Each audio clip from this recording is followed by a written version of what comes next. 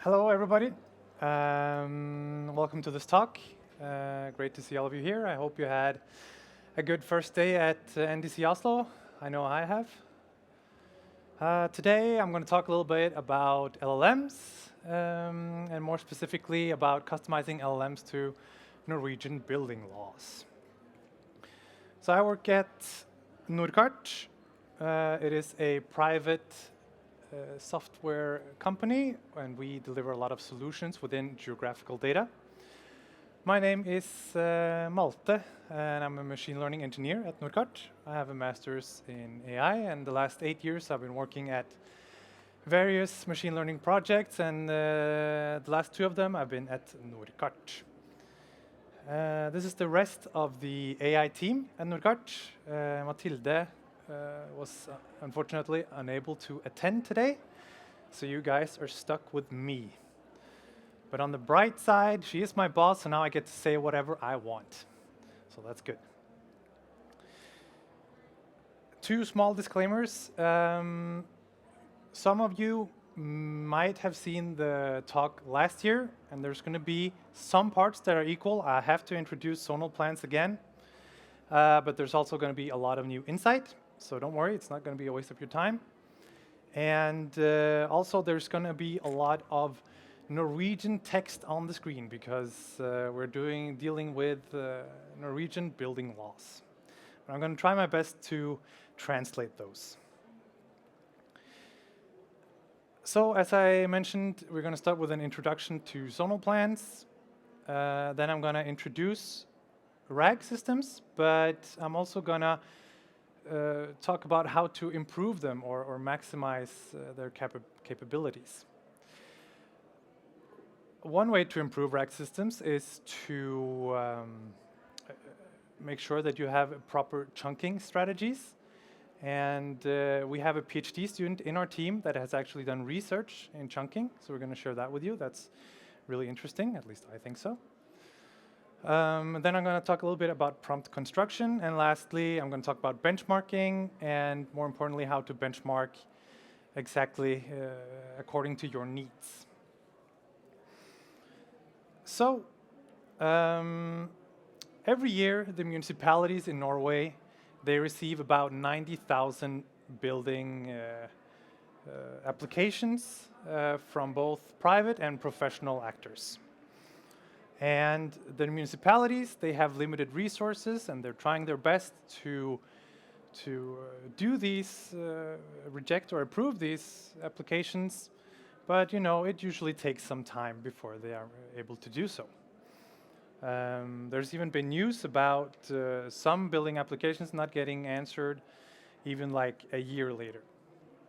And then there is the private persons and the professionals who want answers as soon as humanly possible, and there's a clinch here. And several surveys indicate that planning and building services have the lowest level of satisfaction among all the municipal services there is. Let's try to give an example of how this could work. So this is Permit Penny. Her biggest dream, aside from winning the lottery, is to build a garage on her property. And so she starts researching, can I build a garage on my property? So she comes up and she starts researching, and she gets into a lot of delicate problems, and the answer is she can build a garage or not, it depends. It depends on the size of the garage. Does she want a loft? What is the distance to the road? Is there a distance to the coastline from the property? Are there any existing buildings on the property? And so on and so on. And these are the national rules. These are the same across all of Norway. And when she starts researching this, she gets a little bit, she gets more and more annoyed. And then she comes and starts to delve into the local rules. And these rules are local, meaning that there are different plans that govern them. So the local rules, they often talk about what zone you're in. They usually have permitted utilizations within those zones. There's usually a maximum height that you can build. There's rules for the exterior, how the exterior of the house or building should look, and so on and so on. And she gets more and more frustrated. And as I mentioned, these local rules, they are covered by the zonal plans. And the zonal plans, they consist of two parts. You have the written part, where it says what the rules actually are, and then there's the map, which covers where in the municipality the rules applies to. And usually one property is not only covered by one zonal rules. There's very often multiple zonal rules. So here, for instance, you have a property and you have the big municipal master plan that covers like maybe the whole municipality. And then you have the zonal plan that covers a little bit, a smaller area, and then you have a detailed zonal plan that just covers a small area. And all of these plans, of course, says something different, something that doesn't align with each other, so it gets even harder to figure out. But Penny, she is determined. She's gonna get her garage, and she starts to write her application. And after, probably some weeks, she's really satisfied because she sent the application. Some weeks goes by, maybe a year, who knows? Usually not, though. But she gets a reply from the municipality. And it turns out that her building application is rejected because on page 124 in some of the plans, she thought there was a rule that didn't apply to her, but it actually did. So, DBK said in 2022 that 40% of building applications contain incorrect information or they are incomplete, and that is quite a large number. The reasons why these plans are so difficult to handle is, of course, that they are written by lawyers, and you know what lawyers love to do. They love to create language that no one understands, so they use a lot of intricate words and expressions. There's a huge amount of information in these plans, and they are also chaotic and unclear. There is tables, figures, images all over the place, and the municipality often, one municipality does not write in the same style as the next municipality, so there's no standardization. And this also means that working with them from a computer science perspective is not very easy. So, how can we make it easier to understand these zonal plans? Well, we can use LLMs, of course. And this is Planprat. I'll introduce him a little bit more later as well. And this is Mathilde in her everyday outfit. The outfit is a little bit weird, but we let her do it, it's her thing. All right, and she wants also to build a garage on her property. So what she could do is to ask an LLM, can I build a garage on my property? And then she can copy paste the entire plan, or upload it and ask the LLM. And the LLM is struggling a little bit with answering these questions because they are difficult, and with so much text, there's going to be a lot of text that is completely irrelevant to this problem. Yes. So we need a way to filter out all of this irrelevant information. This is just a random page from a random plan I found. And the idea is that we remove all of the text that is not relevant. So if you want to ask about parking, parking for houses, which is what paragraph 3.4 here is about, and we know that we are in zone B, we would only keep that text and ignore everything else. And a way of doing this is to use RAG. So RAG stands for Retrieval Augmented Generation. And I'm going to give a slight introduction, and then we're going to delve a little bit deeper into it. So traditionally, when we were in the beginning talking with LLMs, you would have a question and you would have an answer. It would be quite straightforward. But what people have started doing with RAG is that it's a three-step process where the first step is to retrieve the relevant part from the plans or from the documents that you are working with. It can be plans or any other texts, of course. But in order for us to retrieve the relevant part from the plan, we need to do some pre-processing first. So the pre-processing, it includes taking the text documents and creating chunks of them, chunks of data, chunks of text. When this is done, you can embed these text chunks. And for those of you who are unaware, an embedding is just a numerical representation of one chunk. So you can figure out which chunks are equal if they have equal embeddings. And then you can store this in vector databases. And after you then retrieve, hopefully, what is useful chunks using some kind of vector search, or in Azure it's called AI search, you get these chunks of text, right? All the relevant parts from the plans. You can then take these chunks. You can take the original question, for instance, can I build a garage on my property? And then you can usually add some kind of system message that says, you're an expert in zonal plans, help the user with the yada, yada, yada, and so on. And at the end, you can then give it to a language model, and the language model will generate an answer. So using this technique, Matilde can then, instead of pasting, for instance, 100 pages, she can just give it 1 page of relevant information. And now the LLMs can answer quicker, cheaper, and with better accuracy. So let's go back to this one, and let's see what can we do here to improve this system. There's some frameworks out there that will just set you up.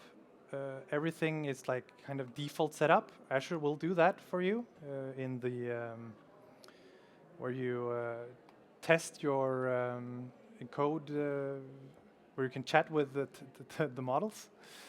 But what can we really improve here? So let's take a look at, let's start in the bottom middle here. It's probably the easiest to answer. Can we do anything with the language model? And the short answer is probably no. You have kind of two choices. You can either train your own LLM, and that's going to be really expensive and time consuming, even with DeepSeek. It probably still costs $6 million or so, they allegedly say.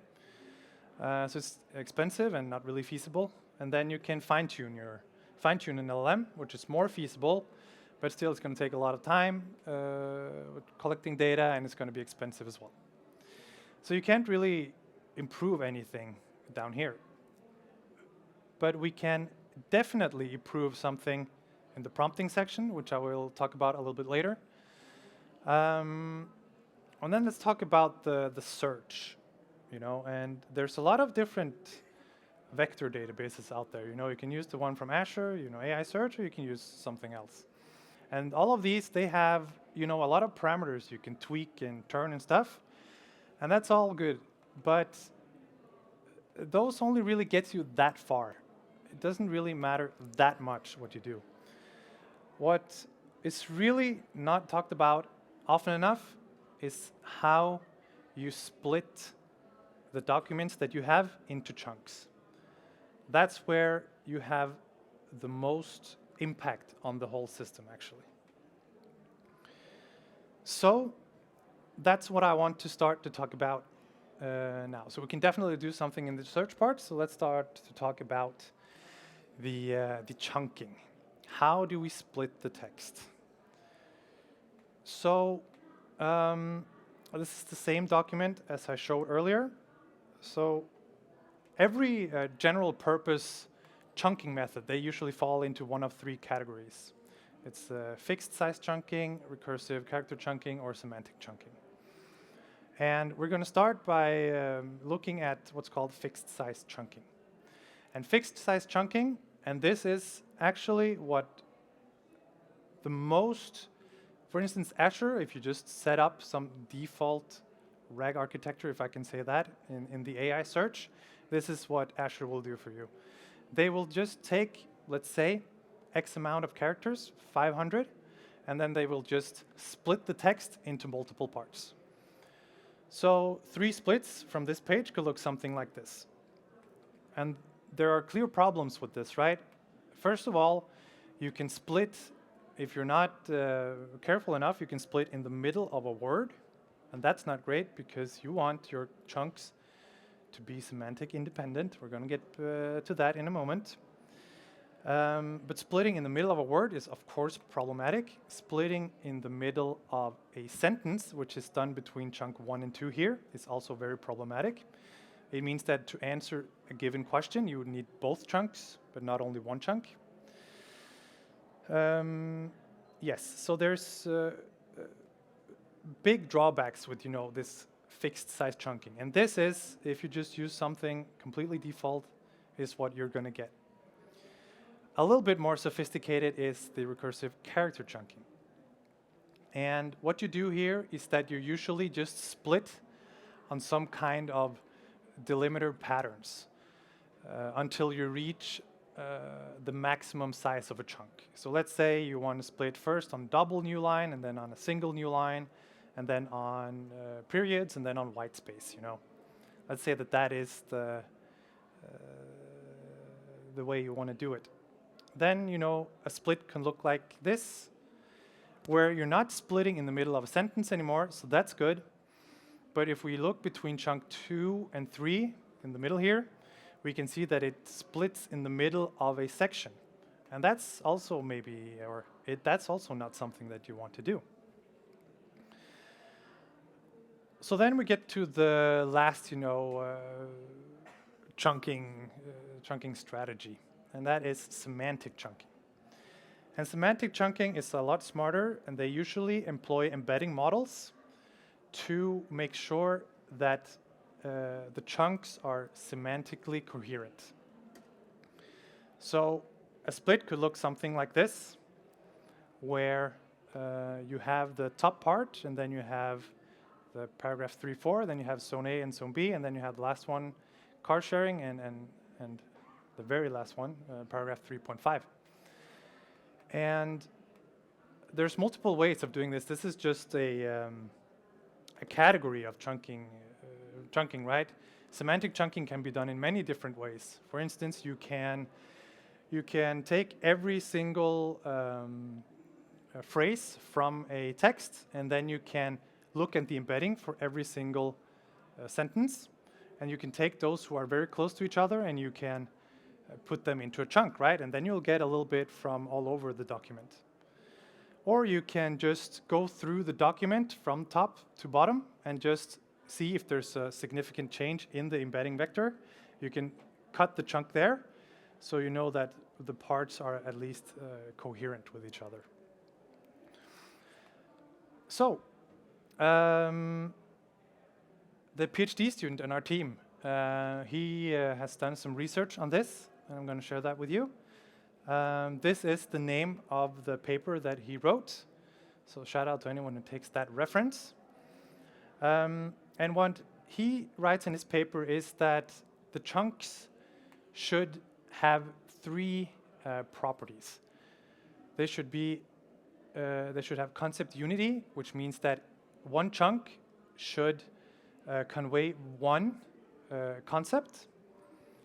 They should be semantic independent, and they should preserve information, which means that the entire chunk set should convey or have the same semantic information as the original document. And I thought that the way he checked this out was pretty cool, so I'm gonna explain to you how can you measure this? How can you measure concept unity within a chunk? So to do that, you take one passage. Passage is the same as a chunk. You feed it to an LLM, and the LLM you give it instructions to create statements from that chunk. So for instance, if the chunk is I am a rabbit, so I have fur. You know, there's going to be one statement that says I'm a rabbit, and then there's going to be one statement that says I have fur. And then you will look at the embedding vectors to those two sentences, and hopefully they should be quite similar. And the pairwise cosine similarity is just a way of checking if they're similar or not. So if a chunk has concept unity, the embedding vectors shouldn't be too far from each other. An example with a poor concept unity would be if there's a chunk that's let's say I'm a rabbit, so the sky is blue, then you'll feed that into two statements, for instance, I'm a rabbit and the sky is blue, and those does not necessarily have anything to do with each other, so the vectors are going to be quite different and you're going to have low concept unity. So you can measure this for also semantic independence and information preservation. We're not going to go into details, but I'm just going to give a couple of examples so I know that you're on the same page with me on this. So low semantic independence here, for instance, it is if one chunk is Joe is a professional driver, he's therefore allowed to drive over the speed limit. And chunk 2 says exception from speed limits only apply during the daytime. Then we know that chunk 1 is not semantic independent because it actually needs information from another chunk to fully convey the message. While high semantic independence, you can see in the bottom one, Joe is a professional driver, he's therefore allowed to drive over the speed limit during the daytime. And the chunk 2 is the same. And information preservation, an example of that is that if the whole document is Joe is a professional jogger, therefore he can finish a marathon in less than 3 hours, then chunk 1 would be Joe's a professional jogger, and chunk 2 would be Joe can finish a marathon in an impressive time. Then we do not have good information preservation because we have lost some of the information. But if you just change chunk 2 to contain Joe can finish a marathon in less than 3 hours, we haven't actually lost any information and we have a high information preservation. So what Henrik did was to go through a bunch of different chunking strategies, both from fixed size and from recursive and from semantic chunking. And he measured, you know, how well does these chunking methods perform? So you can, for instance, you can say that one chunking method gave low concept unity but high on the two others. One gave medium on concept unity and semantic independence, and so on. And then what he did was that he checked out if there's any correlation with the RAG score further down. Because you can measure how good your RAG system is performing, and we're going to get back into that a little bit later. But you can probably see that there is some form of correlation here on what is important when you chunk your text.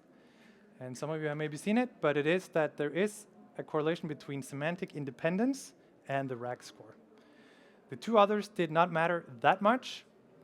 What he found was that semantic independence correlated though. So, with that in mind, we want to create semantically independent chunks for planprat. And we tried all of these chunking methods, and we didn't really succeed with any of them. You know, we could see the numbers, you know, the benchmarking going up and down and stuff, but what we really needed to solve, it was this problem right here. So let's say that this is one chunk. So it says together with a building application, you need something called utomhusplan, and that is just a plan about what is allowed to be outside of the building on the property. And the plan should show, and then just some things. Now, if you feed this to an LLM and you ask the LLM, do I need a utomhusplan when I submit my building application? Then the LLM is going to answer yes, of course. It says right there, you need the utomhusplan. But in our documents or in the zonal plans documents, they are very based upon the structure that they're written in. So on top of this, there can be a header with a zone name within the zonal plan. So actually, you only need an utomhusplan if you are within field I2A. If you're not within that field, you don't really need an utomhusplan. So we need to kind of figure out how to get these into the chunks, into the same chunk, so that Planprat could answer correctly. So what we ended up doing is that we made something that we have called a chapter chunker. And the way we did it, in a nutshell, is that we use an LLM. We get it to detect chapters and subchapters of the documents. It then constructs a JSON structure of this. And then we use another LLM or regex, depending on what fits best, to fill the chapters and subchapters. And then we create chunks with all the chapters and subchapters headers present. So this is one chunk that we have. It starts with paragraph 1, and then we have paragraph 1-2, and then 1-1, and then we have the actual text from 1-1. And here we can see that on the line where it says 1-1, utomhusplan, privat område, it means that this text is only valid if we're talking about utomhusplan on a private area. On a public area, this is not applicable. So doing this, the LLM can then get the whole idea of what is allowed, and the chunks become semantic independent. And this, of course, matters. It's very dependent on how your document looks. If you guys want to do something like this, you should really read the documents and see if there's any patterns in them. Another thing that we did, which I haven't mentioned at all yet, is something called query expansion. And this is also when you want to do the vector search. So let's say that the user is asking something like this: what is the maximum allowed cornice height on my property? Now, gesimsøyde, or cornice height, that is something that the LLMs usually don't know much about. It's gotten better, but they don't know all the lingo. So query expansion, sounds very, very cool and very difficult, but it is just that you can use, for instance, a dictionary, some kind of dictionary, an in-memory dictionary, or whatever, database, or search online. And you just fill in what the meaning are of difficult words. And the LLMs itself knows if it has any difficult words, and it can then say, oh, I don't know what gesimsøyde means. And for those, the gesimsøyde, or cornice height, it is the height from the terrain and up to where the wall and the roof intersects. And if you add this to the prompt, to the query, you then get better searches for the chunks that you really want. And we have a fun example of this here. So this is the top of one of these zonal plans, the very top of it. And it says that living areas with allowed utilization is often measured in bya. Well, living areas with allowed bya with 20% is changed to 25, and where it says bya 25 is changed to 30%. So they kind of upped it a little bit. You're allowed to build more on your property. But this is at the very top of the document, and all the other information is down at the bottom. So these are not chunked in the same chunk. And when you just ask then, what are the restrictions for utnyttelsesgrad or utilization, you would get this answer. It found some chunk, not the correct one, but it needed to find multiple chunks now. It found one of them. And it says that, for some fields, B1 to B13 and so on, BI is not supposed to be more than 20%. And for B14 and some others, it shouldn't be more than 25. But we know, because we read the top of the document, that 20 has changed to 25 and 25 has changed to 30. Now, if we used we used query expansion for this problem, and in the query expansion, the text actually mentioned bya, so now it's going to also search for places in the chunks where it says bya. And now Planprat actually is including that in its answer. You can see at the bottom here that bya 20% is now 25 and 25 is 30. Yes, so it's very cool to see that something like this actually worked in real life. All right, so let's talk a little bit about prompt construction. So let's just try to create some kind of prompt. I'm sure many of you here has created prompts before. So to create a prompt for Planprat, you can start with the system message, as I mentioned. You're an expert in zonal plans, yada yada yada. Here's the relevant information gathered from zonal plans, and then you have all your awesome chunks and stuff. Based on this information, answer the following question. How big can I build on my property? And Planprat then answers something like this. And what it says isn't actually that important. But what is important to notice here is that it is completely impossible to know if this is correct or not. It has asked multiple plans, and it doesn't say anywhere where the information is coming from, or what plan it's from even. So we have something we have to fix. So there's something in law called the principles of evidence, and we have adopted this theory, I don't know if it's a theory, some method that we got tipped by one of the architects that we were working with, and it basically says that in order to be able to use some kind of evidence, which this is a legal process, we have to do it this way. You first have to find what information is relevant in the plan. Then you have to find what is the admissibility of the relevant information. What is the answer based on the content of the plan. And then at the third one, you need to weight this differently, because you're going to have many sources with relevant information, and you need to choose which one is going to be your final answer, because you can only have one final answer. And what we're seeing is that the large language models, they're really good at finding the relevant information, together with the vector search, and they're pretty good at finding the correct answer based on the content of the plan.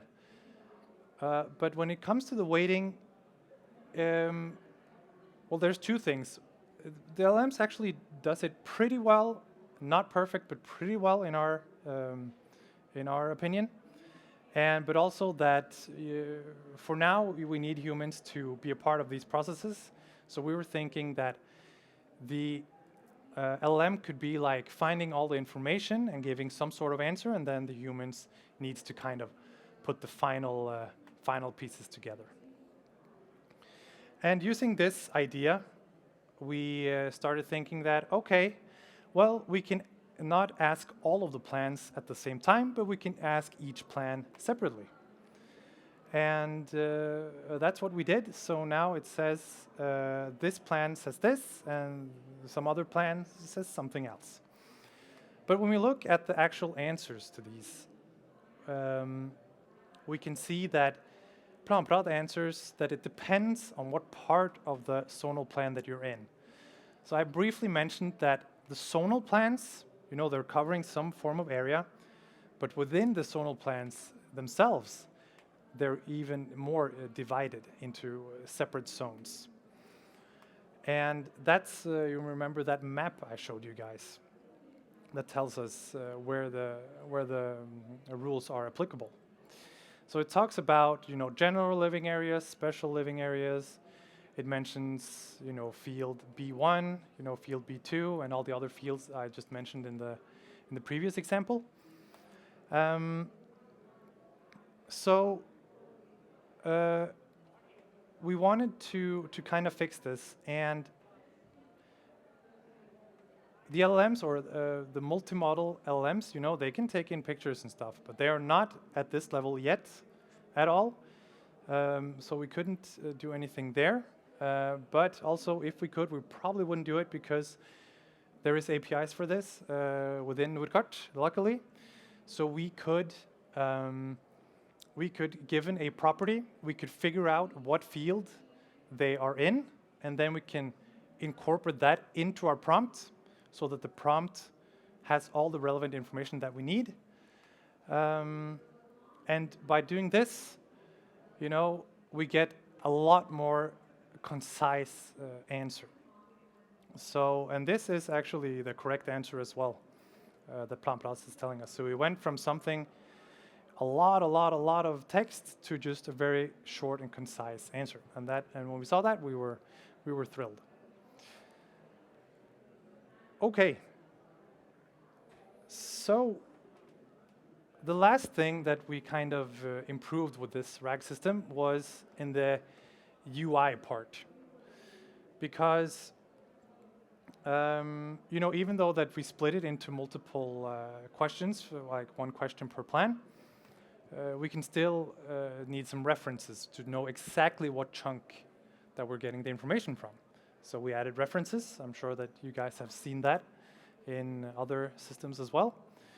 And here's also another positive thing with good chunks, is that these are actually, these references are the chunks that is in the background and being used.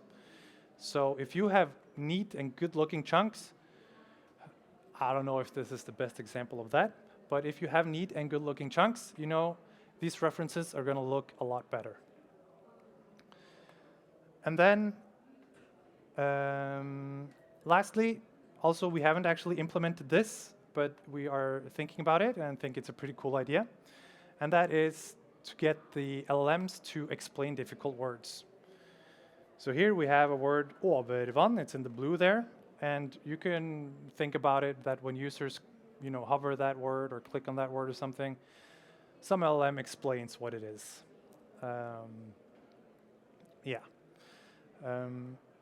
What is important to note here, though, is that when we're talking about that LLMs are getting better and better now, there's two sides to this. LLMs, they have the knowledge that they have, but then they also have the reasoning capabilities.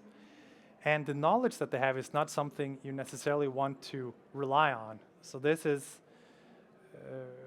I wouldn't just ask an LLM, what does this word mean? Because then you're asking for the knowledge. What you really want from LLMs is the reasoning capabilities. That's where they're really strong. So you would preferably, have some form of, search online for what it means or something, and then an LLM can explain that. Use that information to explain it to the user. And with this, all of these things, except the last thing that I just mentioned with explaining of difficult words, we have Planprat, and Planprat is in beta, being tested by professional users right now. So if there's any architects or similar in the building, you can come and talk to us and get access. I'm not talking about computer science architects, but more like old school architects.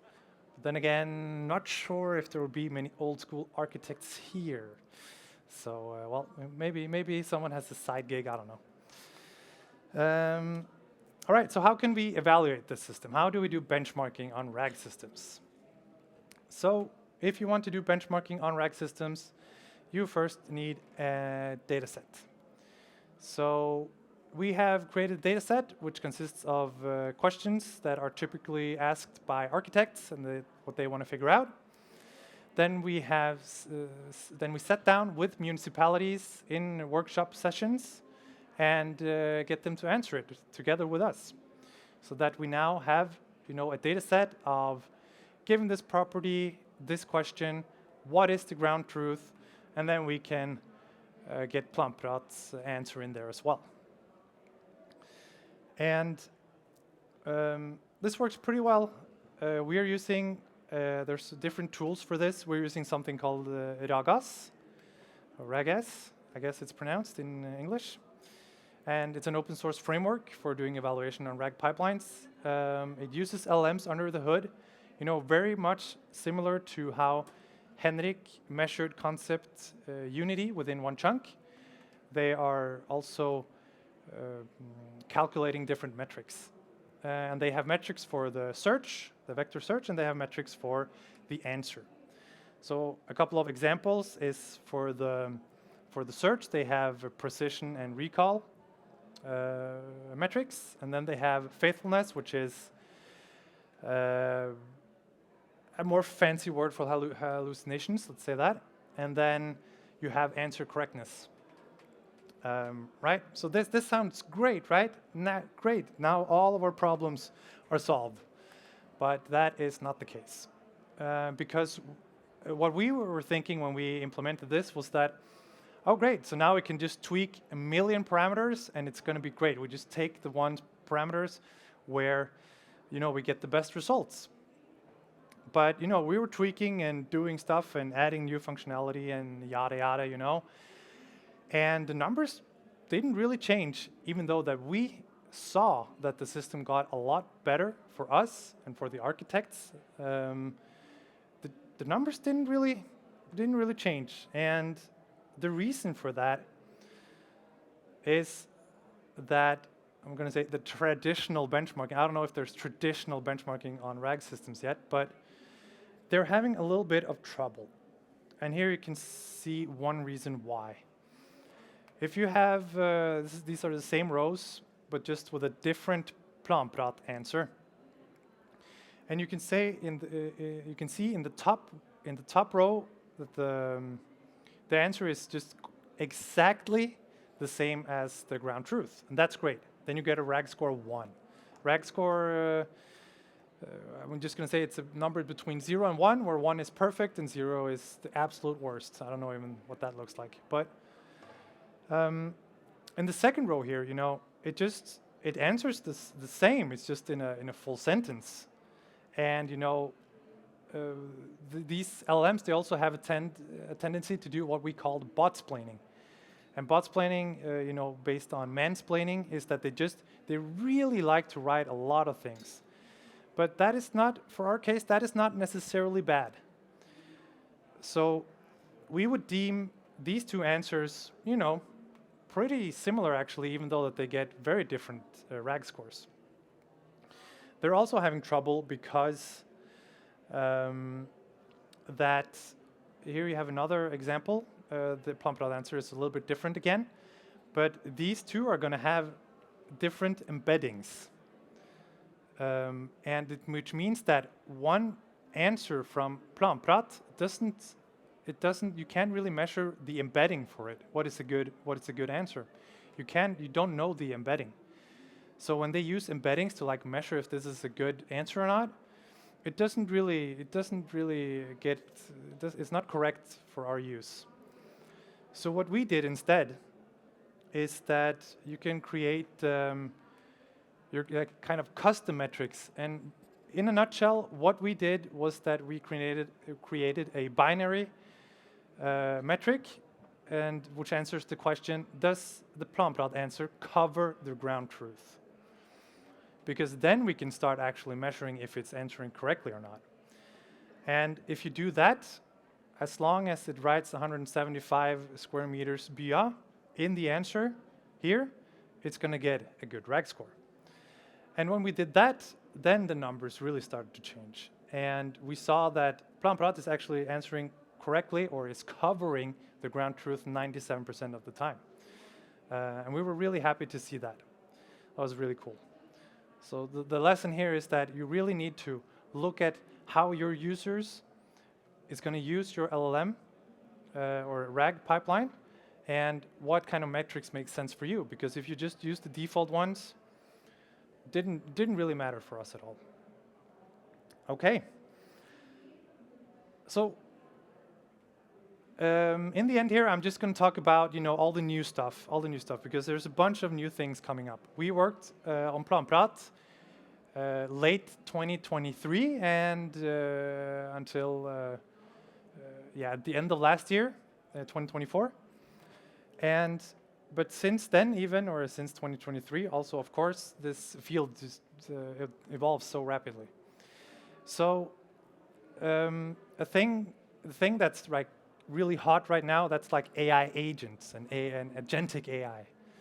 And a way of changing this RAG pipeline to fit that better, it would be to have the architecture look something like this, where you would have task instructions for a language model. It would be, you're going to get a question from a user. You have these data sources available. It can be the plan search that we have used. It can be the dictionary that we have used. It could be the property info in order to get more info about the property. It could be other internal or external systems. And then you would get the question from the user, and the LLM would then determine itself what sources to actually use and where does it get relevant information from. And this is more aligned with the agentic AI and AI agents. And this is probably how we would, if we were starting over today, it's probably something that we would at least look into. And also can't talk about agentic AI without talking about MCP. I don't know if you have heard about MCP and MCP servers. It stands for Model Context Protocol. And it is basically a way, it's a standardized way, Anthropic created this standardization. And it is a way to connect data sources to LLMs. So you can put these data sources behind an MCP server, and of course Planprat can use the data sources, but so could other internal systems in Norkart do as well. So for instance, I could imagine that other teams or other projects in Norkart would like to also get relevant parts of the plans out, or a dictionary with difficult words within the building application domain, And there's also, and that's only internal, there's also a bunch of companies that have made externally available MCP servers. You can Google it, Git has one, Grafana has one, a bunch of companies that has made it so that you can easily connect with your GenAI applications to those servers. And Microsoft Build developer conference is also going on, or was going on a couple of days ago, and they announced that they're going to make MCP servers a default part of Windows. So they're really showing that they're taking this seriously. All right. Oh yeah, there was this as well. We also, quite often I read articles that, the new and big and good models, they get bigger and bigger context windows. And, they have 10 million tokens now that they can take in. What is the point of RAG anymore? And I read this all the time, just a new one. There's something called cache augmented generation. It is basically just a fancy word of saying just paste the entire document into the LLM prompt.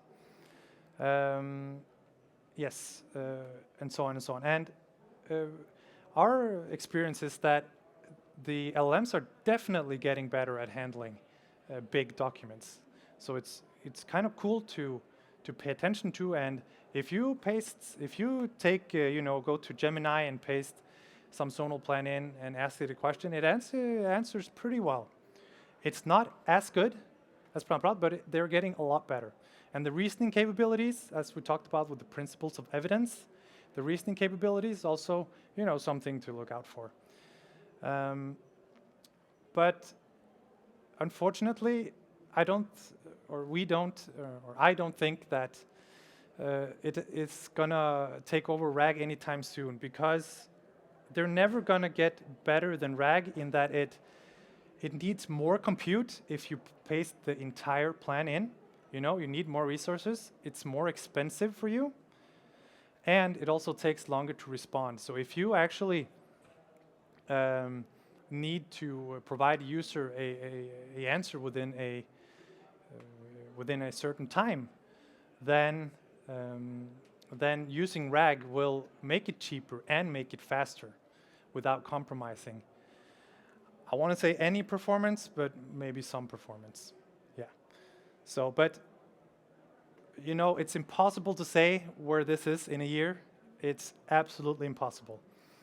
Also, one thing that I just remembered was that while these models are getting a lot better, they're usually testing it mostly on English. So Norwegian, you know, it's a little bit behind, in my opinion, and especially what we have called plansk or planish, which is the own language of these zonal plans. Yes. Okay, I think that was it. So thank you everybody for watching. I hope you had learned something new.